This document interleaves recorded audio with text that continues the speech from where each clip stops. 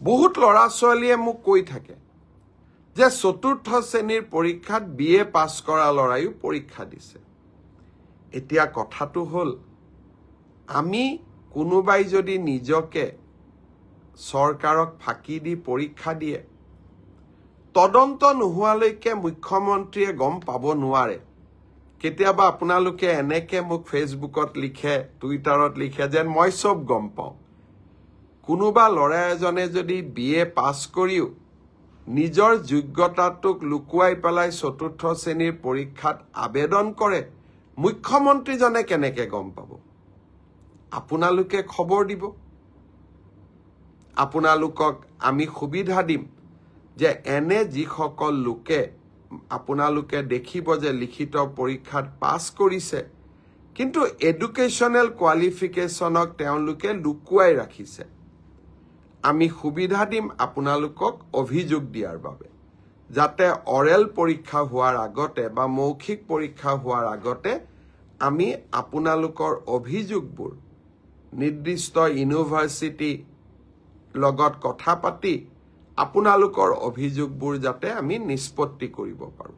বহুত লৰা ছোৱালীয়ে মোক কৈ থাকে যে চতুৰ্থ শ্ৰেণীৰ পৰীক্ষাত বিএ পাছ কৰা লৰায়ো পৰীক্ষা দিছে। এতিয়া কথাটো হল আমি কোনোবাই যদি নিজকে চৰকাৰক ফাঁকি দি পৰীক্ষা দিয়ে তদন্ত নোহোৱালৈকে মুখ্যমন্ত্ৰীয়ে গম পাব নোৱাৰে।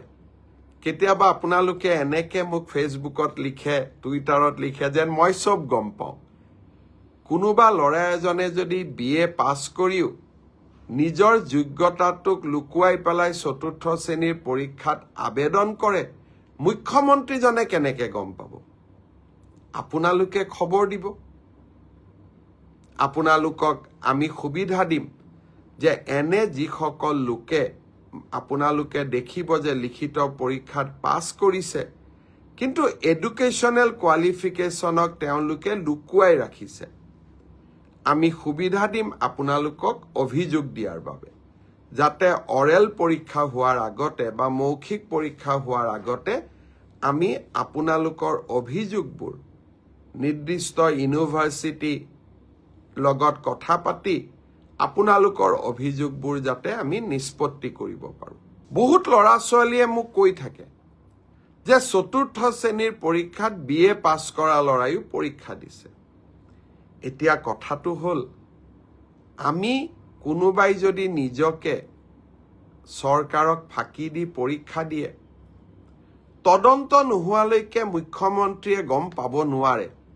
কেতিয়াবা আপোনালোকে এনেকে মোক ফেচবুকত লিখে, টুইটাৰত লিখে যেন মই সব গম পাওঁ। কোনোবা ল'ৰা এজনে যদি বিএ পাছ কৰিও নিজৰ যোগ্যতাটোক লুকুৱাই পেলাই চতুৰ্থ শ্ৰেণীৰ পৰীক্ষাত আবেদন কৰে, মুখ্যমন্ত্ৰীজনে কেনেকে গম পাব? আপোনালোকে খবৰ দিব।